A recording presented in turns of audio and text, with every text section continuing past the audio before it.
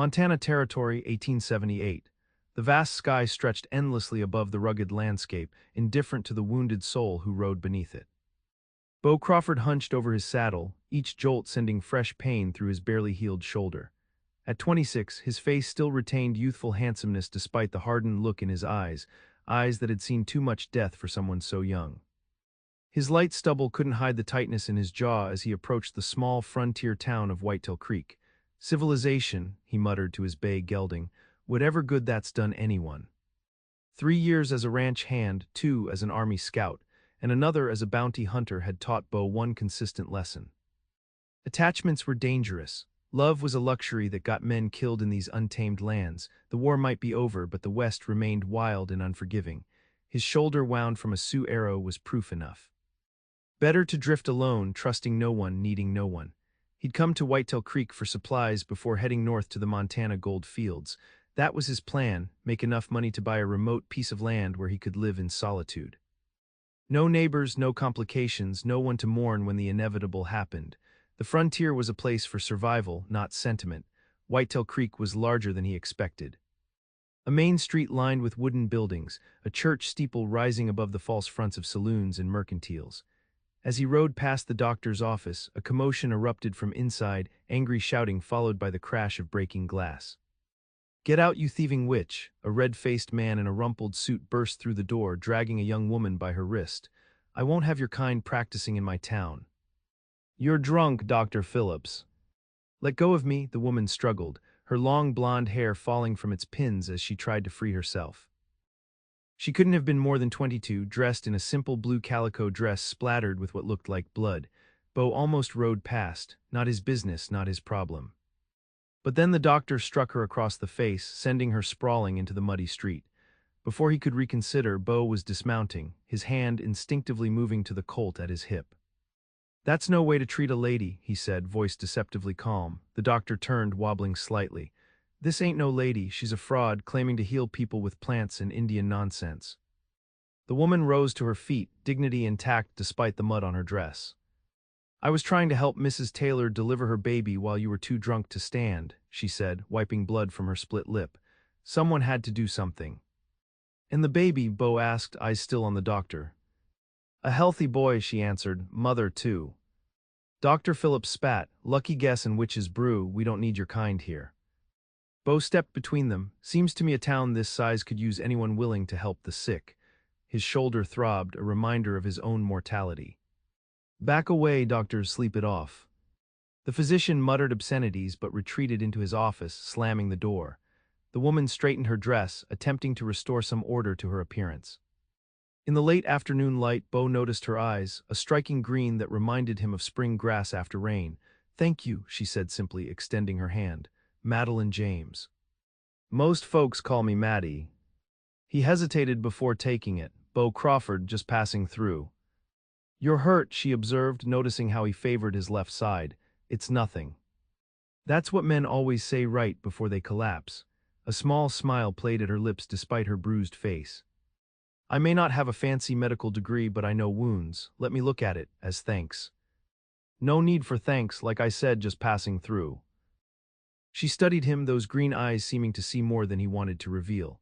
"Well, Mr. Crawford, when that nothing starts feeling like something, I have a cabin just outside town. Follow the creek east about a mile. My door's open to those who need healing." With that, she gathered her dignity and walked away, her blonde hair catching the sunlight. Beau mounted his horse, intending to find the general store, stock up, and leave by morning. Attachment was dangerous. Letting someone close enough to help was even worse. He had no plans to see Madeline James again. By midnight, infection had set in. Beau's shoulder burned with fever as he tossed on his rented bed at the boarding house. The wound had reopened, soaking his bandages with blood and yellowish discharge.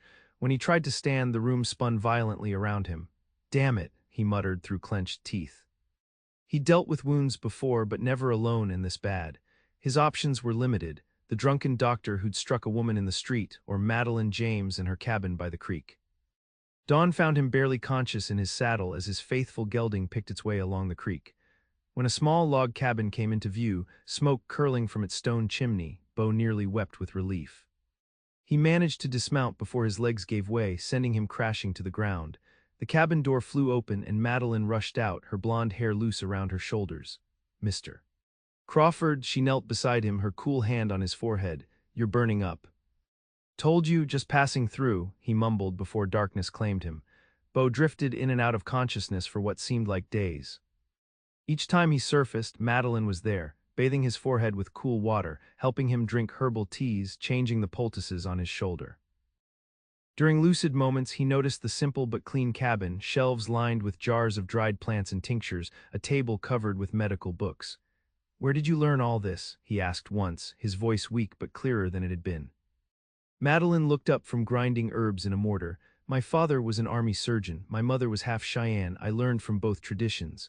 Her hands never stopped working as she spoke. Father taught me anatomy and surgical techniques. Mother showed me the healing properties of plants. And the good doctor in town doesn't approve. A shadow crossed her face. Dr. Phillips believes women should be patients, not healers.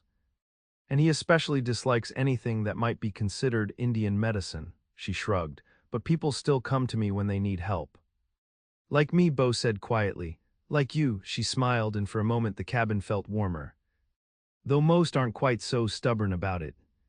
4 days after his arrival, Beau sat at Madeline's table, eating venison stew. His strength was returning, though his shoulder remained stiff and sore. I need to be moving on, he said, though the words felt hollow even to his own ears. I've imposed on your hospitality too long. Madeline raised an eyebrow. You can barely lift that spoon without wincing. Where exactly do you think you're going? North Goldfields. She laughed outright. In your condition, you'd be dead before you crossed the first mountain pass. His pride stung, but he knew she was right. I can't stay here indefinitely. Not indefinitely, she agreed, but at least until that wound is properly healed. Besides, I could use the help. She gestured around the cabin. Winter's coming. There's wood to chop, game to hunt, repairs to make. You stay and help me prepare, and I'll make sure you're fit to travel come spring. Beau wanted to refuse. Staying meant attachment, attachment meant vulnerability, and vulnerability got men killed out here. But the alternative was likely death on the trail, and something about Madeline's green eyes and straightforward manner made him reconsider his haste. Until spring, he conceded, but I'm not one for putting down roots.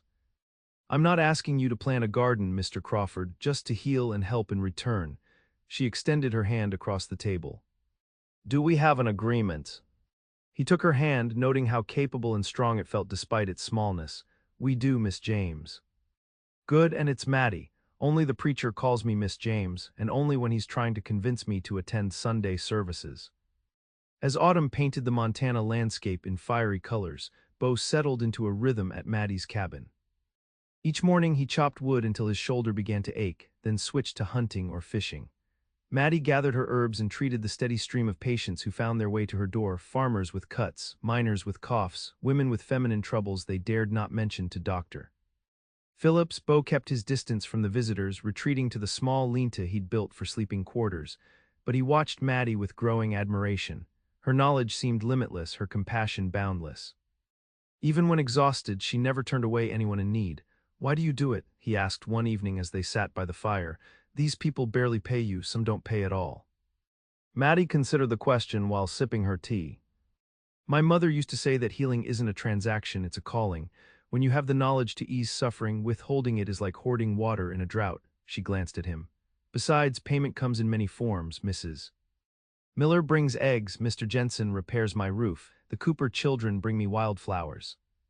And what did I bring you besides extra work? Something flickered in her eyes, amusement perhaps, or something deeper. Company, it gets lonely out here sometimes. The admission surprised him. I figured you preferred solitude. No more than you do, I suspect. She set down her cup. We all need connections, Beau, even those of us who pretend otherwise. Her words unsettled him, striking too close to the truth he'd denied for years. Connections get people killed out here. So does isolation, her voice softened. What happened to make you believe you're safer alone? He stared into the fire, considering whether to answer. Finally he spoke, the words emerging roughly. Army Scout 2 years. Saw a lot of men die because they were worried about friends, lovers, family. The ones who survived were the ones who looked out for themselves. And after, Bounty hunting, same lesson, different scenery. Maddie studied him. And before all that, you weren't born a loner, Beau Crawford. The memory rose unbidden, a small farm in Kansas, parents working the unforgiving soil, a younger sister with pigtails. All gone now, taken by a Cheyenne raid when he was 17. But looking at Maddie, her heritage part Cheyenne herself, he couldn't bring himself to share that particular wound. Just a farm boy who grew up fast, he said instead. Nothing special about that story out here. She nodded, not pressing further. Well, farm boy, tomorrow I need to gather elderberries before the first frost takes them. Care to help? Elderberries. What are those good for? Coughs, fever, strengthening the blood, and my mother made the best elderberry wine this side of the Mississippi. She smiled. I've been trying to recreate her recipe for years. I'm more of a whiskey man myself. Then you haven't tried good elderberry wine, she stood, stretching. Tomorrow, then. He found himself nodding, tomorrow. The next day dawned crisp and clear. Beau and Maddie rode double on his gelding to the elderberry patch several miles from the cabin. It was the closest they'd been physically since his fever, and Beau was acutely aware of her warmth against his back, the scent of lavender in her hair. There, she pointed to a cluster of dark berries hanging from bushy trees near the creek. A good crop this year. They worked side by side, filling baskets with the small purple-black fruits. Maddie hummed softly as she worked, occasionally identifying other plants and their uses. This one stops bleeding, she said, pointing to a delicate white flower, and this moss can be used for dressing wounds when nothing else is available. Your mother taught you all this. Maddie nodded, her expression wistful. Before the soldiers came, she glanced at him. Her people were forced onto a reservation when I was 12. She chose to stay with my father, but she never stopped practicing her ways. Beau tensed. I'm sorry. I didn't know. How could you? She shrugged. It's the way of things out here. Your people are mine. Everyone's lost something. The simple truth of her statement hit him harder than expected. Yes, he agreed quietly. Everyone has. As they worked, Beau found himself sharing more than he intended, stories of the Kansas farm, his parents' struggles with the harsh land, even funny anecdotes about his sister's stubbornness. He carefully avoided mentioning how they died, and Maddie, perceptive as always, didn't ask. By the time they finished, the sun was low in the sky, painting the Montana hills gold and crimson. We should head back, Beau said, securing the baskets to his saddle. Maddie nodded, but instead of mounting, she walked to the edge of the creek, her silhouette framed by the sunset. It's so beautiful here, she said. Sometimes I forget to notice. Beau joined her, standing close enough to feel her presence but not touching. Why Whitetail Creek? You could practice anywhere. My father was stationed at Fort Kearny before he died. This was as close as I could get to my mother's people without actually going to the reservation. She turned to look at him. What about you? Where were you heading before infection changed your plans? Gold fields, thought I'd try my luck, save enough to buy some remote piece of land. To be alone. He nodded, seemed the safest bet. Safe, she repeated. But not happy.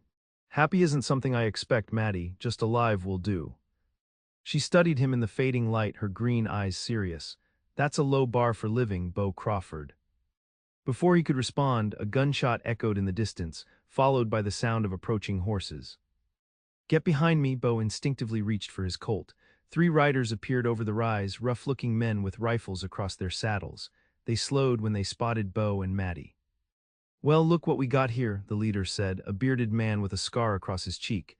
The witch doctor and her pet cowboy. Maddie stepped forward despite Beau's warning gesture. Mr. Rider. What brings you and your boys out this way? Tracking a deer we wounded, seems we found something prettier instead. His gaze lingered on Maddie in a way that made Beau's hand tighten on his gun. We were just leaving, Beau said evenly. Not so fast, Ryder dismounted, followed by his companions. My brother's got a fever. Since we ran into you, might as well make use of your skills. I'd be happy to check on him tomorrow, Maddie replied, her voice steady though Beau could sense her tension. Now would be better, Ryder stepped closer. We got a camp just over that ridge. She said tomorrow, Beau interjected, moving beside Maddie. Ryder's eyes narrowed. Don't recall asking you, Cowboy. Word around town is you're just passing through. Might want to remember that before sticking your nose where it don't belong. Mr. Ryder, Maddie spoke calmly. I'll come look at your brother, but I'll need my supplies from home first. The outlaw seemed to consider this. Fine, we'll escort you both back then to our camp. As they mounted up, Matty now riding with Ryder despite Beau's objections, he realized how quickly the situation had deteriorated. These men weren't simple hunters. The way they carried themselves, the hardness in their eyes marked them as outlaws, and now they knew where Matty lived. At the cabin, Matty efficiently gathered her medical supplies while Beau tried to position himself between her and the outlaws. "This is a bad idea," he whispered when Ryder stepped outside to smoke. "These men are dangerous." "So is fever if left untreated," she replied, packing herbs into her bag. "Besides, the riders have been around these parts for years. They're rough, but they've never hurt me. There's always a first time." She paused, looking up at him. "Why, Beau Crawford, I do believe you're worried about me." Despite the gravity of the situation, he felt heat rise to his face. "Just being cautious." "Well, your caution is noted, but I'm still going." Night had fallen by the time they reached the outlaws' camp, a collection of tents and lean-tos tucked in a hidden valley. Several more men lounged around campfires, bottles passing freely between them. They fell silent as Matty entered the camp. In the largest tent, a man lay shivering despite the blankets piled atop him. His face was flushed with fever, his breathing labored. "How long has he been like this?" Matty asked, immediately kneeling beside him. "Couple days," Ryder answered. "Started with a cough, then the fever hit yesterday." Matty examined the man thoroughly, her movements professional and assured. Beau watched from the tent entrance, one hand near his gun, eyes scanning the camp for potential threats. "Pneumonia," she finally declared. "His lungs are filling with fluid." "Can you fix him?" She began mixing herbs from her bag. "I can try, but he needs constant care for the next few days. Ideally, he should be moved somewhere warm and dry." Ryder exchanged glances with one of his men.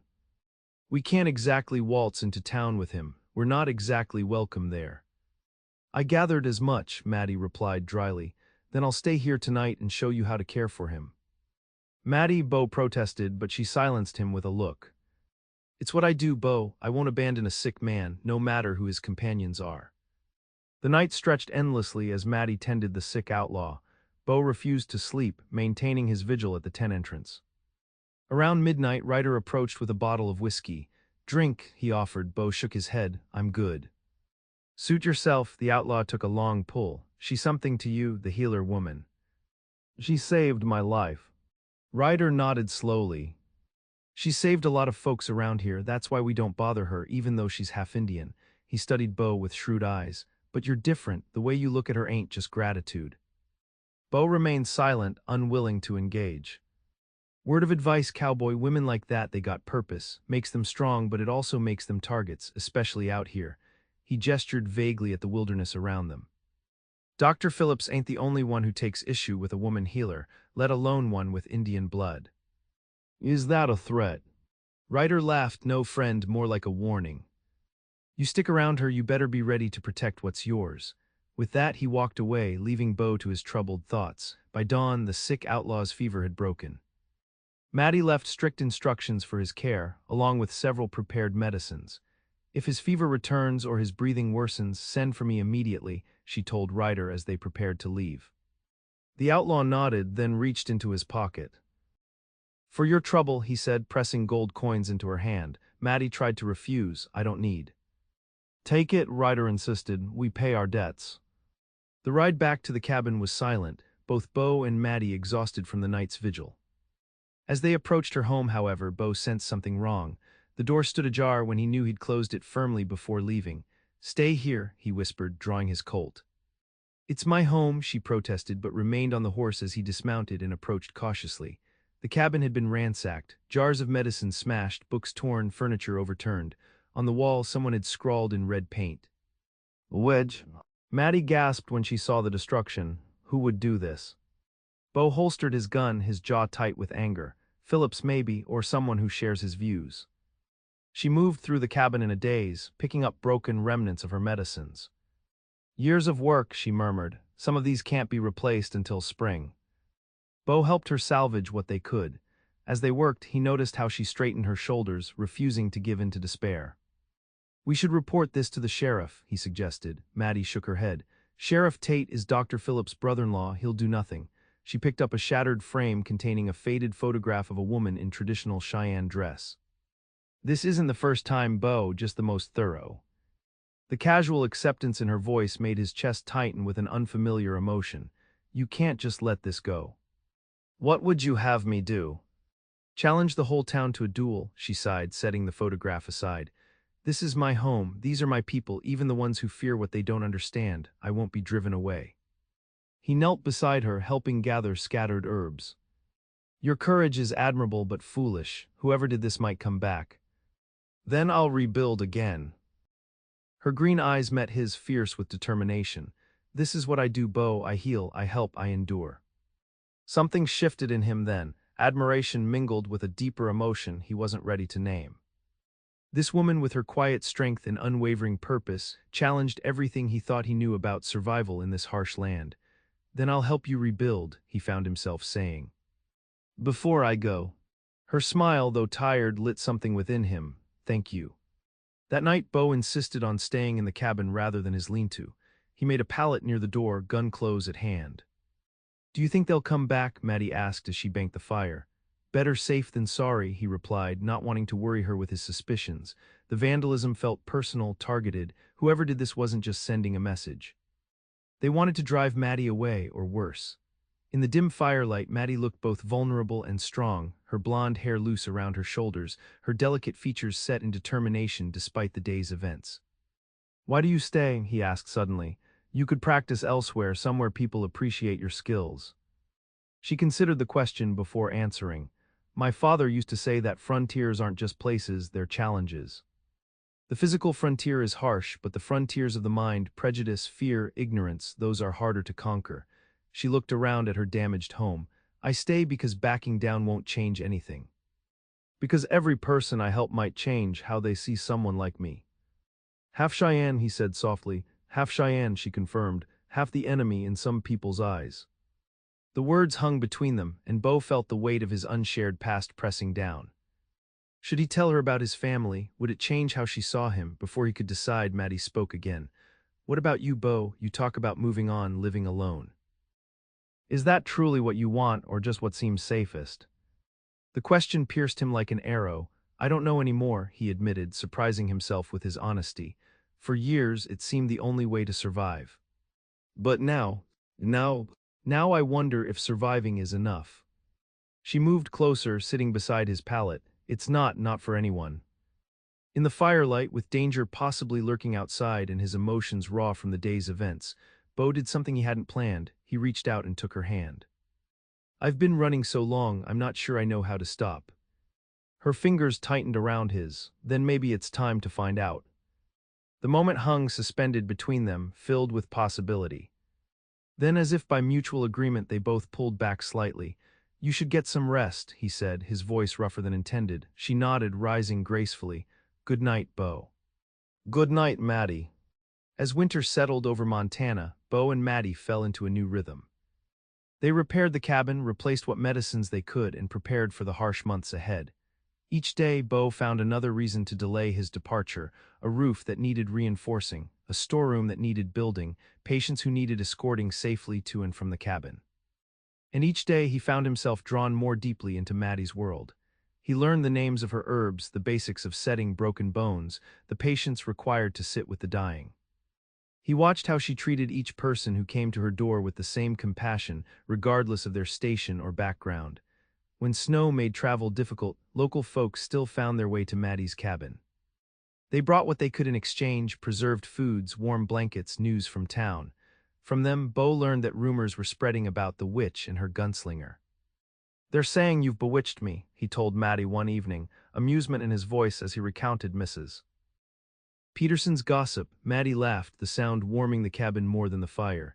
If I had such powers, I'd use them for something more practical than capturing a stubborn cowboy. Like what?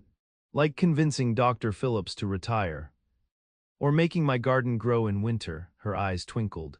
Or persuading certain patients to take their medicine without complaint. I took that willow bark tea yesterday, he protested. After an hour of negotiation. Their banter had become comfortable, a highlight of his days. Yet beneath it ran a current of unspoken feeling, growing stronger with each passing week.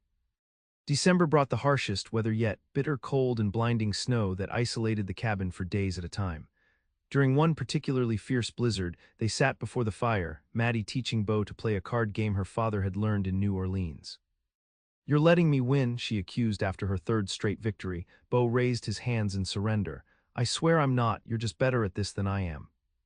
A dangerous admission from a former bounty hunter. Former being the operative word, he dealt another hand.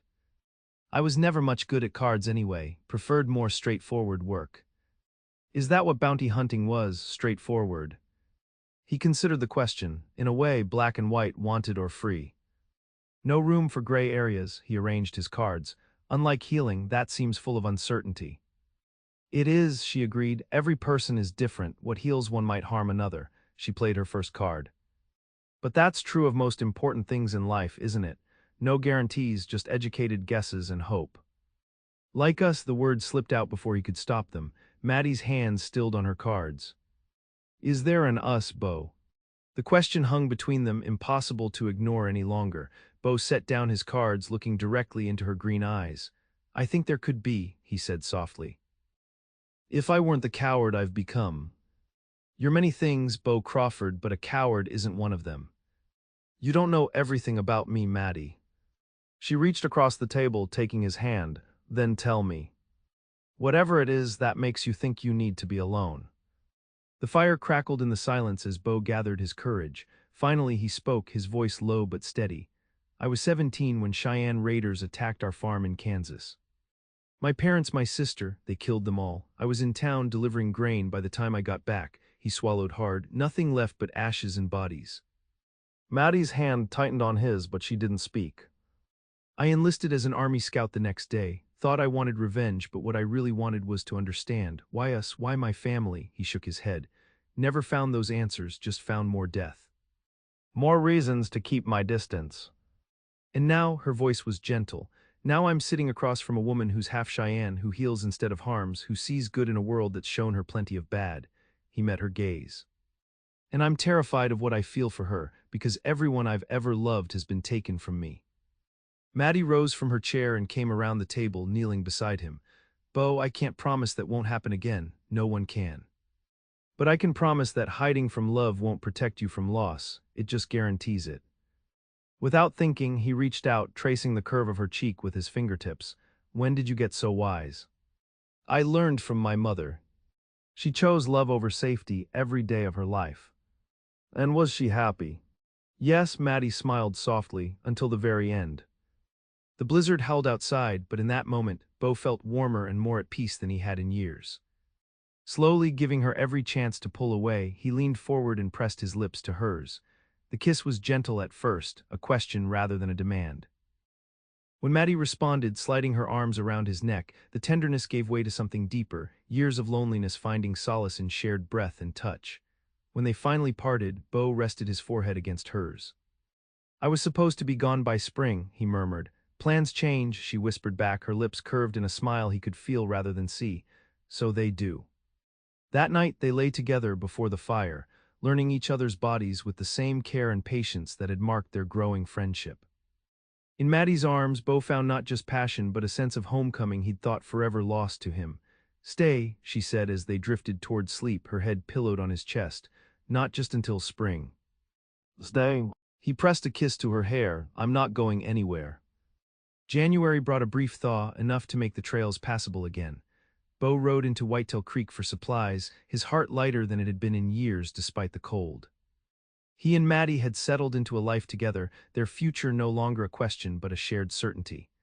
At the general store, however, his good mood evaporated when he overheard two men talking in low voices.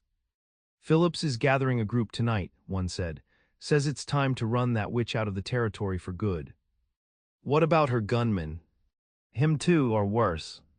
Beau's hand moved instinctively to his gun, but he forced himself to remain calm to listen.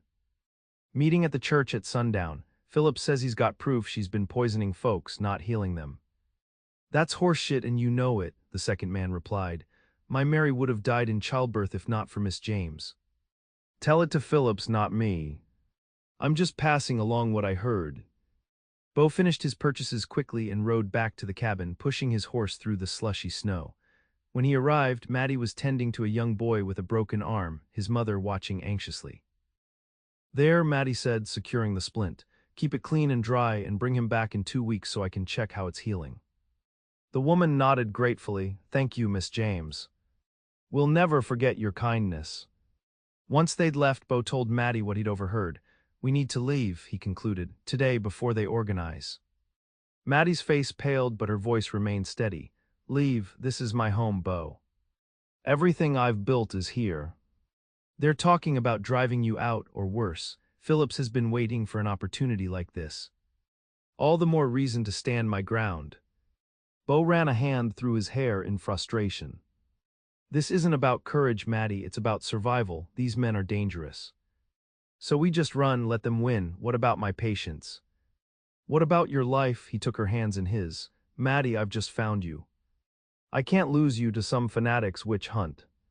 She pulled away, moving to the window to stare out at the snow-covered landscape.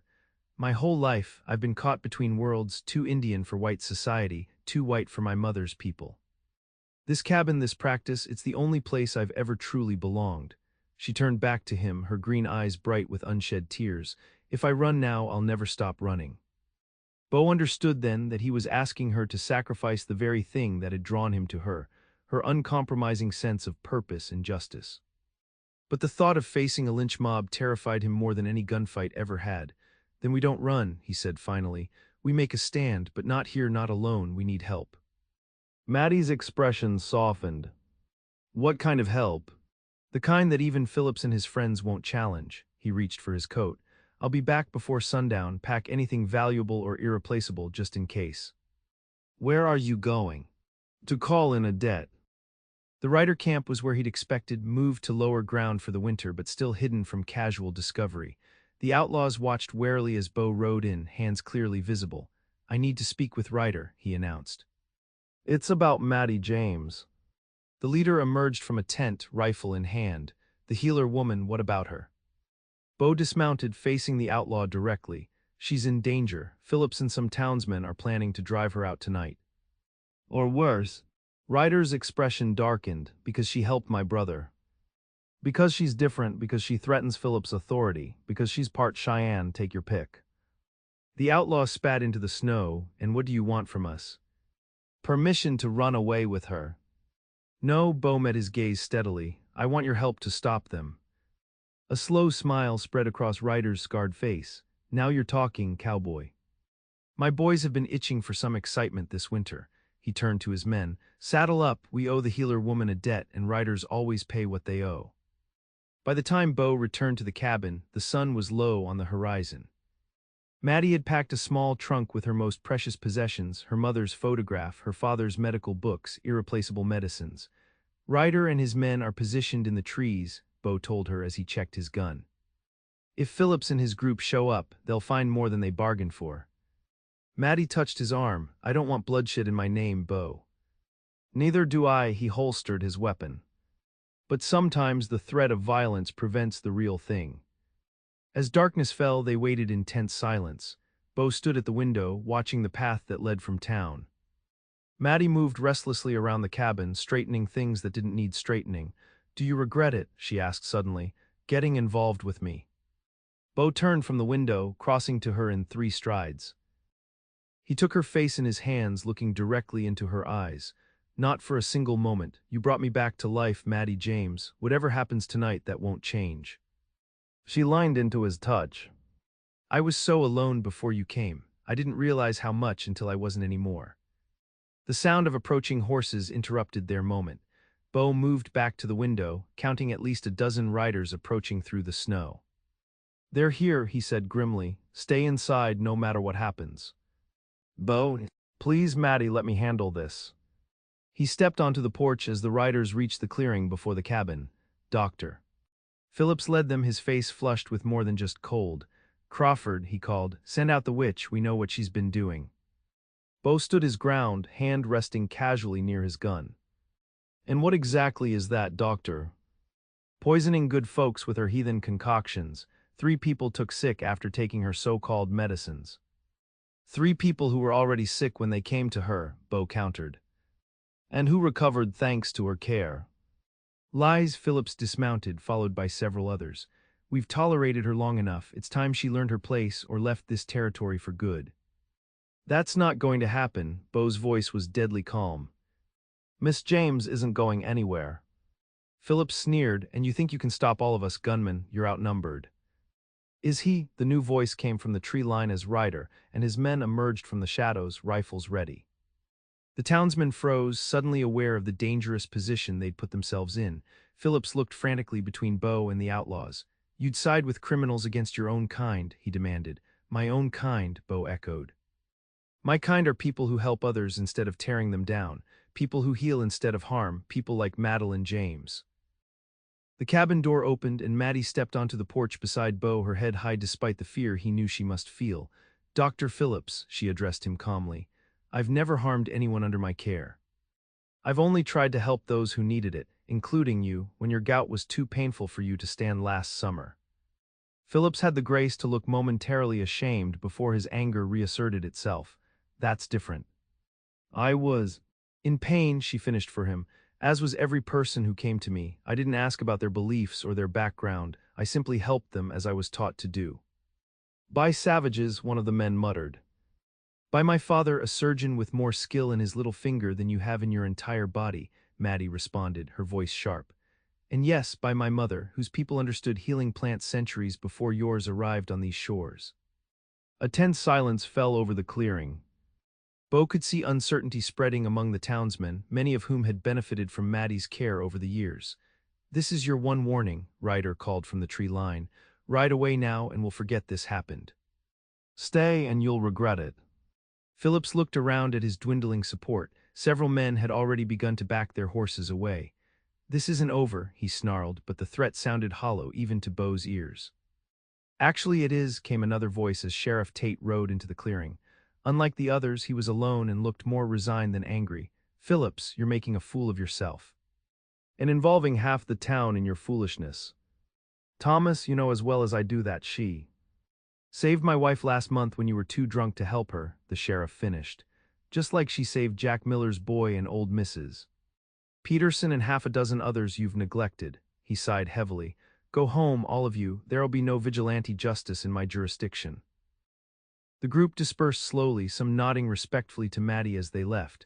Phillips was the last to go, his face a mask of thwarted rage.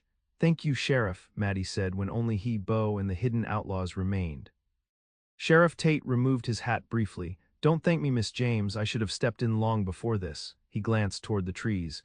You can tell Ryder and his boys they can come out. I'm not here for them tonight. Ryder emerged cautiously, rifle still ready. Evening, Sheriff, just repaying a debt. So I see, the lawman turned back to Maddie. I can't promise Phillips won't try something else, but I'll keep a closer eye on him from now on. And, he hesitated, my Sarah would appreciate it if you'd still visit her weekly. Your tonic helps her breathing better than anything else. Of course, Maddie agreed warmly. Tomorrow afternoon. The sheriff nodded, replaced his hat, and rode away without another word. Ryder and his men approached the cabin once he was gone.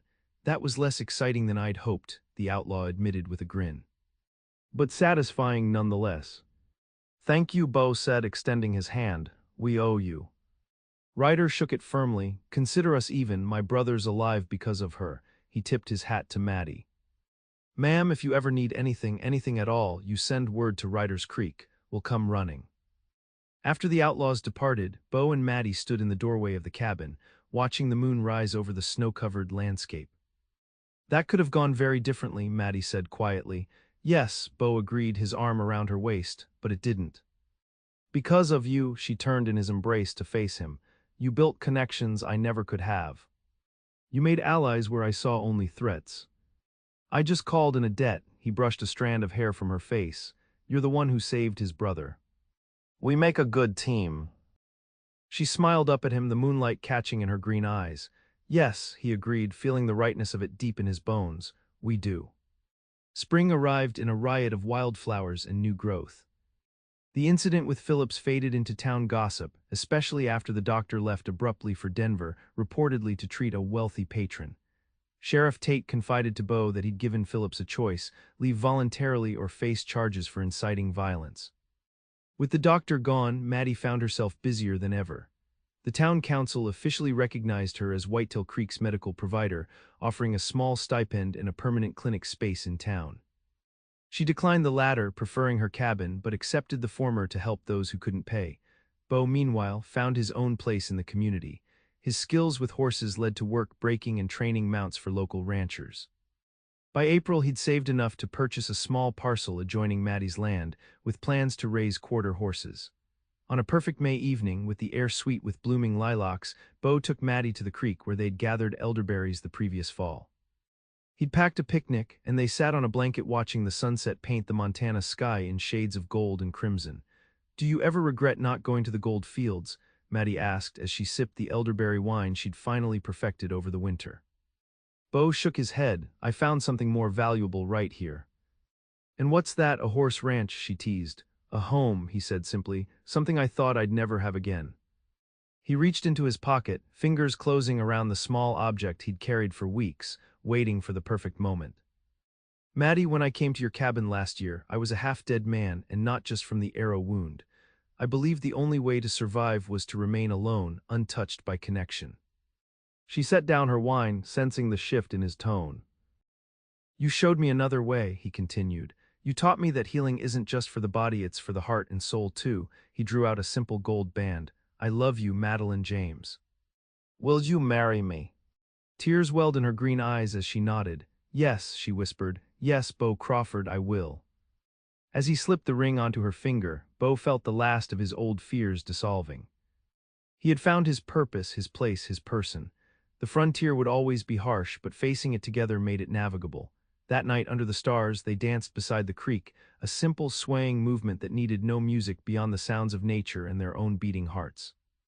Beau held Maddie close, marveling at how this woman had transformed his life, how she had helped him heal wounds he thought would never close. "What are you thinking?" she asked, her head resting against his chest. "That I'm the luckiest man in Montana Territory," he replied, "maybe in all the West." She laughed softly. "I think that title belongs to me, luckiest woman, that is."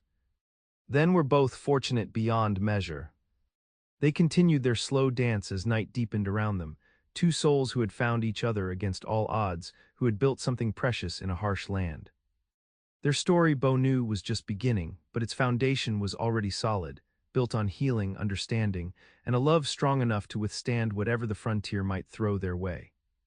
The cowboy and the healer dancing beneath the stars. Two halves of a whole, their hearts joined as surely as their hands, their futures intertwined like the roots of the ancient trees that stood sentinel along the creek. And in that moment, Beau Crawford knew with absolute certainty that he had finally, truly come home.